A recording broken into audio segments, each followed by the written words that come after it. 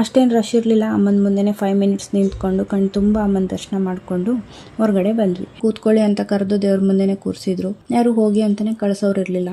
ಸ್ವಲ್ಪ ಹೊತ್ತು ಕೂತಿದ್ದು ನಂಜುಂಡೇಶ್ವರನ ಆಶೀರ್ವಾದದೊಂದಿಗೆ ಅಲ್ಲಿಂದನೂ ಹೊರಟ್ವಿ.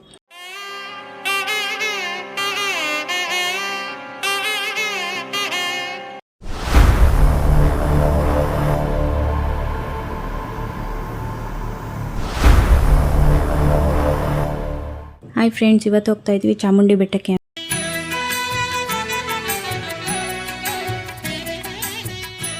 ಹೋಗದೆ ತುಂಬ ದಿನ ಆಗಿತ್ತು. ಇನ್ನೇನು ಸಮ್ಮರ್ ಹಾಲಿಡೇ ಸ್ಟಾರ್ಟ್ ಆದರೆ ಎಲ್ಲೂ ಹೋಗೋಕ್ಕಾಗಲ್ಲ. ಎಲ್ಲ ಕಡೆ ಫುಲ್ ರಶ್ ಇರುತ್ತೆ ಅಂತ, ಎಕ್ಸಾಮ್ ಟೈಮ್ ಅಲ್ವಾ, ಹೇಗೂ ಫ್ರೀ ಇರುತ್ತೆ ಅಂತ ಮಕ್ಕಳನ್ನ ಸ್ಕೂಲಿಗೆ ಬಿಟ್ಟು ಬೆಳಗ್ಗೆನೇ ಹೊರಟ್ವಿ. ಟಿಫನ್ ಮಾಡಿರಲಿಲ್ಲ. ಹೋಗ್ತಾ ಹಾಗೆ ಬಿಡದಿಲಿ ತಿಂಡಿ ತಿನ್ಕೊಂಡು ಮೊದಲು ಹೋಗಿದ್ದೆ ಚಾಮುಂಡಿ ಬೆಟ್ಟಕ್ಕೆ.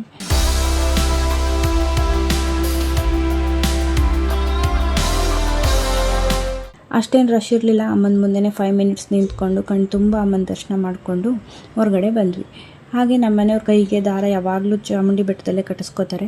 ದಾರನೂ ಕಟ್ಟಿಸ್ಕೊಂಡು ಹಾಗೆ ಹೊರಗಡೆಯಿಂದನೇ ಮೈಸೂರು ಪ್ಯಾಲೇಸ್ ಕೂಡ ನೋಡಿಕೊಂಡು ಇನ್ನೇನು ಟೈಮ್ ಇತ್ತಲ್ವಾ, ನಂಜನಗೂಡು ಕಡೆಗೆ ಹೋಗೋಣ ಅಂತ ಹೊರಟ್ವಿ. ಮಧ್ಯಾಹ್ನ ಲಂಚ್ ಟೈಮ್ ಕೂಡ ಆಗಿತ್ತು. ಸೊ ಹೋಟೆಲ್ ಕಾಮತ್ತಲ್ಲಿ ಜೋಳದ ರೊಟ್ಟಿ ಊಟ ತಿಂದ್ಕೊಂಡು ನಂಜನಗೂಡು ಕಡೆಗೆ ಹೊರಟ್ವಿ.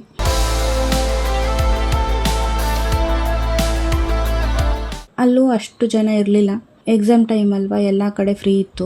ಇಲ್ಲೂ ಅಷ್ಟೇ ಕೂತ್ಕೊಳ್ಳಿ ಅಂತ ಕರೆದು ದೇವ್ರ ಮುಂದೆನೇ ಕೂರಿಸಿದ್ರು. ಯಾರು ಹೋಗಿ ಅಂತಲೇ ಕಳಿಸೋರು ಇರಲಿಲ್ಲ.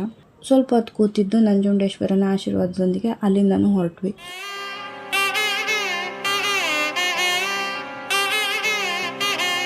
ಸಡನ್ ಪ್ಲ್ಯಾನ್ ಮಾಡಿ ಈ ಟೈಮಲ್ಲಿ ಹೋಗಿದ್ದಕ್ಕೂ ಸಾರ್ಥಕ ಆಯಿತು. ನಾವು ಬಂದಿದ್ದ ಟೈಮ್ ಹೇಗಿತ್ತಂದರೆ ಎಲ್ಲೂ ಕೂಡ ರಶ್ ಇರಲಿಲ್ಲ. 2 ಕಡೆನೂ ದೇವ್ರ ದರ್ಶನ ಚೆನ್ನಾಗಾಯಿತು. ಸೊ ಇದಾಗಿತ್ತು ಇವತ್ತಿನ ದಿನ.